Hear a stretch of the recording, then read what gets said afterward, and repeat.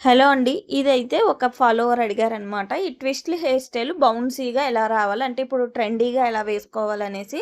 So, అదైతే చూపిస్తున్నాను ఈరోజు. వెనకాల మనం ముందు హెయిర్ స్టైల్‌కేసుకున్నట్టు ఫ్రించ్ అలా వేసుకున్నాం. మిడిల్ పార్టిషన్‌లోంచి ఒక సైడ్ కొంచెం పార్టిషన్ తీసుకొని వీడియోలో చూపిస్తున్నట్టు సెక్షన్ క్లిప్ పెట్టుకోండి. ఫ్రంట్ పార్ట్‌ని 2 పార్ట్‌లుగా డివైడ్ చేసుకొని వెనకాల పార్ట్‌ని ఈ విధంగా బ్యాక్ కోంబ్ అయితే చేసుకోండి. బాగా ఎక్కువగా బ్యాక్ కోంబ్ చేసుకొని మనం ఇలా సింగిల్ ట్విస్ట్ అయితే చుట్టుకొని క్లిప్ పెట్టేసుకోండి. తర్వాత పైన మనం సెక్షన్ క్లిప్ పెట్టుకున్న హెయిర్ తీసేసుకొని ఇంకా ఇలా ట్విస్ట్‌లు అయితే చేసేసుకోవాలి.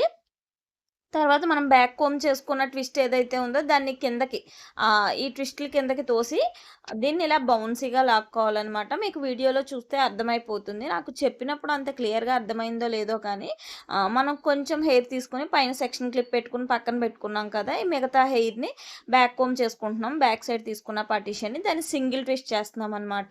సో, పైన హెయిర్ తోటి ఇలాగ ట్విస్ట్‌లేసుకొని మనం ఏదైతే బ్యాక్ కోంబ్ చేసుకున్నామో అది కింద ఉంటది కాబట్టి మీకు ఆ బౌన్సీనెస్ వస్తది. నార్మల్ హెయిర్‌కి కూడా ఇది చాలా బావుంటదనమాట.